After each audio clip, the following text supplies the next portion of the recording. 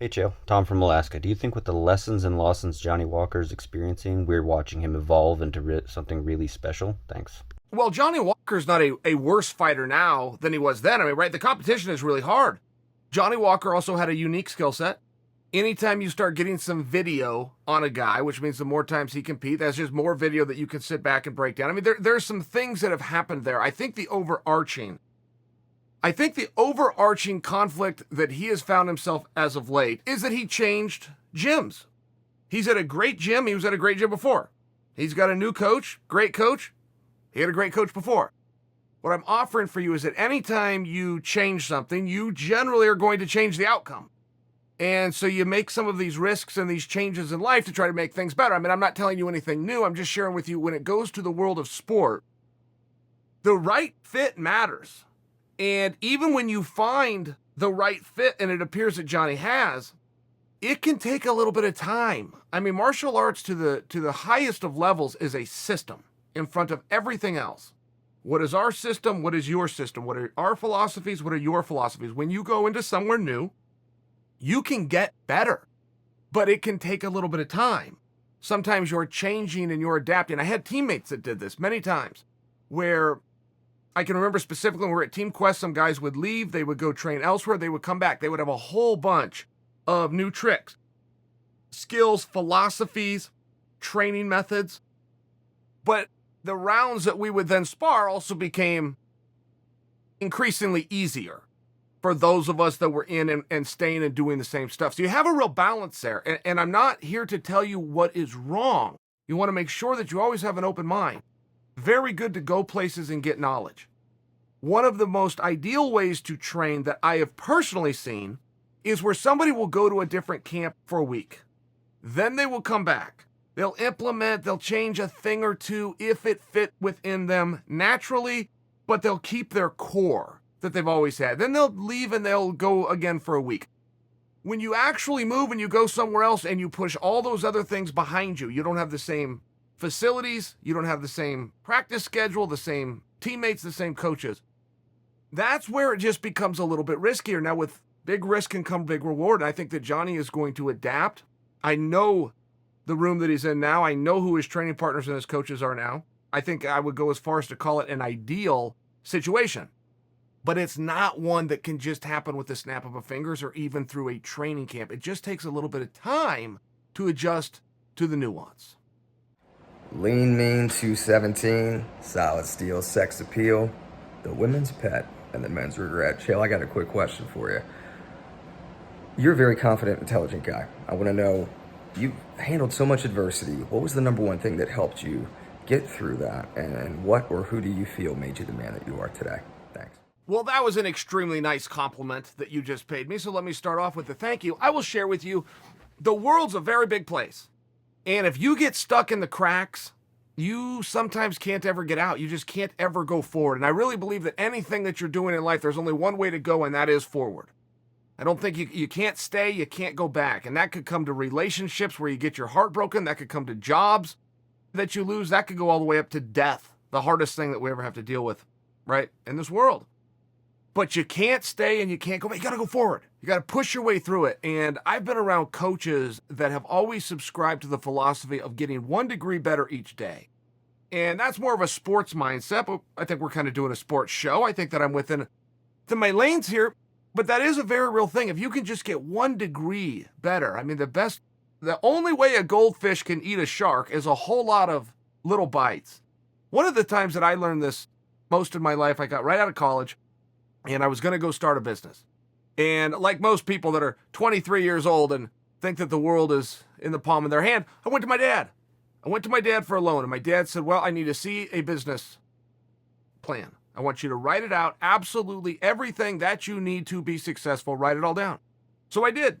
And to get this business going that I wanted to start, I only had to do, there was only like 10 things. And some of them were complicated, but there was 10 things. Wrote it all down, took it to him. Okay, great, he's in. So then he gave me my marching orders, and I'm looking at it going, I really don't know how to do this. I don't really know the first step. Do you hire personnel? Do you capitalize? Do you try to raise money? I don't really know the first step. My dad was leaving for work one morning. It was about 6:30 in the morning. And He brought me that list that I wrote him. He handed it to me. And he said, by the time I get home today, I want one of these things done. One of these 10 things that you said that you have to be successful. I just want one of them done.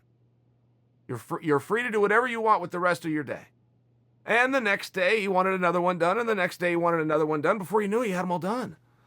And it was very much an insurmountable task at that time. It was more of a dream. It was more of an idea. It was more of something to talk about, as opposed to actually put it into action. But I did learn a lesson that day, which is, if you just take a step forward and then you take another step forward, you can really get things done. So I don't know that I can hand you the perfect advice on how to deal with adversity. I will just share with you that I've seen people, and you have too, that can point to the failure or the mistake in their life. And sometimes it was 20 years ago. And sometimes it's something that you wouldn't be able to relate to, thinking was a big deal. Some guy missed a catch in the big game, or he's headed for the end zone and he drops the ball, or some girl broke his heart and went to the dance with somebody else. There's a number of things, but you'll meet people that can very clearly identify, this is why I'm an alcoholic. This is why I didn't live my dream. This is why I didn't try. That's a very real thing. I will just share with you that at a young age, I was able to see that and observe that and realize no matter what, I am moving forward. What's up, Chael P? This Junebug from South Omaha, Nebraska. What's up with your old nemesis, Anderson Silva? Is he retired? I haven't seen anything from him in a while. I think his last fight was against Cannonier. I think he got beat up in the legs pretty good. Hurt his leg, if I remember. What's going on with him? Have you heard anything? Am I missing something? Is he booked for a fight? Has he been popped from USADA again? Or, what's going on with him? Take care. Love the show. Keep doing your thing. That's what I'd like to know. That is so funny that you just asked me that question. I just asked that question to Big John McCarthy. I said, John, you hearing anything about Anderson? Is he going to fight again? And John said, yeah, I think he is going to fight again. And that was his answer. And I realize that's not overly in depth. I'm just sharing with you that I was wondering the same thing. And I know that Anderson's very busy. I mean, I know that he does stay active. He is still involved. I know his son just had a kickboxing match. His son is like 19 now and possibly even 20. Look great. He looks like Anderson. He actually moves like Anderson. He's long, he's lean, he's fast. He gives you lots of movements, lots of things to look at. And after the son fought, and this was about 2 months ago, but after his son fought, Anderson put a clip of it out, released like some footage of his glorious moment, his son getting his hand raised. But Anderson made a comment within that clip saying, perhaps this is my new direction, or perhaps this is my new place in MMA. I am not quoting, but I'm paraphrasing, and I can tell you as a father, that is a very real thing. When there's something that you want to do, and it's just so hard to let go of, and a career is very hard to let go of. I mean, the death of a career, it's a real thing. So, and I realize that no one's going to cry for you, feel bad for you, but it doesn't mean it's any easier for you. Particularly when it's your identity, particularly in this is what you do, this is what you're known as. Particularly when you have been as disciplined as Anderson. Even the schedule. The schedule can be a very seductive thing. I mean, to get up in the morning and go get a workout in, to come back and make healthy food that gives you more energy and makes you feel better. You get a phone call or two doing media, people are interested in what you're doing. That's a very rare thing. Everybody in life works hard. Everybody in life contributes and pitches in, but very few people get recognized for it. I mean, it's a very real thing. So to close that chapter yourself, don't forget that aspect of it too. Anderson Silva can fight anytime he wants. They will give him a fight. They will make a big deal out of it. He'll have a whole jackpot at the end of the night. But he's got to make that decision. You know what I mean? I mean, for some guys, it's very hard, but a promoter will come in and he'll rip that Band-Aid off. Your time is done. And that's hard. When it's your own choice, yeah, it can make the decision a little bit easier, but it can also make getting to that decision more challenging. So I think it's a very real thing. I think Anderson gave us a lot heavier message and a lot bigger clue when he made that statement as it related to going on, being not only a fan, but a coach and a participant in his son's career. I think that will make things a little bit easier. And to your point, I mean, we haven't heard boo. He has not made any claim that he wants to compete. The guys respect him so much that nobody's calling him out. I mean, Anderson's a guy you would call out. You'd want to be on the docket with. You'd want to have that experience. The guys in the back are so respectful. They're not even challenging him. So I'm with you. I'm curious. I'm with very little information. But I do think as time goes by, I do think that the social media post and the comment that Anderson made is going to be closer and closer to reality than perhaps an off-branded comment the way most interpreted it. Hey, Uncle Chael. My name's Vince. I'm one of your biggest fans, and I just want to know one thing. Do you think Justin Gaethje is going about getting a fight with Conor the right way? Peace. I really think he is, yeah. I like Gaethje's approach. I mean, first off, you have to understand, people like Gaethje, if you don't have a mandate, you don't have anything in terms of calling someone out. You could do that. You could use the most beautiful words. You could look great doing it. You could point your finger right in somebody's chest. If you don't have fans that then take that message, okay, they take that little spark that you started and dump a bunch of fuel on it, you just don't have anything. So Justin's always in a good place to call somebody out. Justin's done a lot of great fights. Can he get Conor?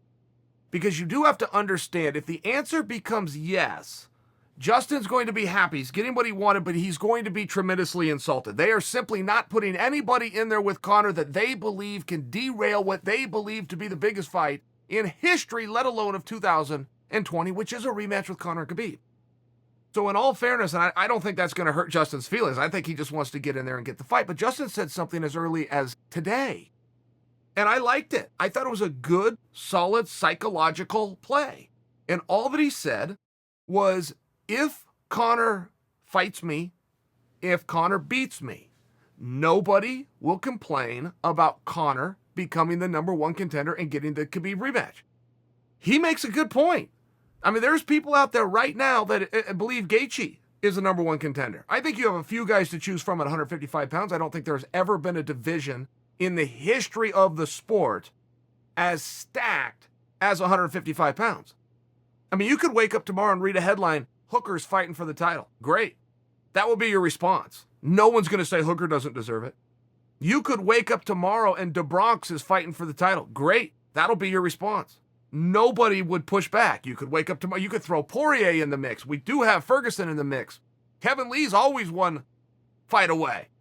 It's just one of these situations. So with that theory being true, that Gaethje right now could become a number one contender, Gaethje is also correct that if Conor could beat Gaethje, yeah, you just can't complain. The miss in that, I mean, it's not a perfect statement, but what statement is? The miss in that is just because somebody is complaining doesn't mean they're not watching.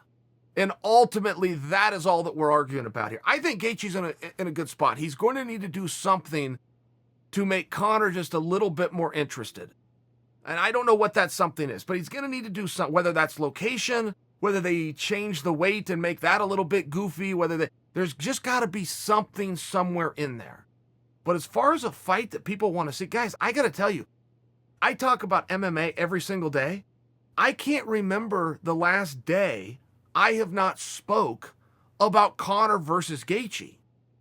I mean, that would be awesome. That would check a lot of boxes. That's going to be a stand-up thriller. And I also think, if you are also to add in conjunction to everything I just said, Justin's point.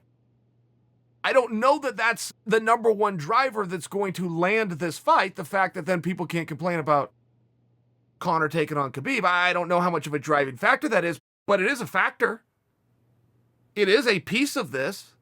It is very real. It was smart by Gaethje. And I'm looking forward to see what he does next.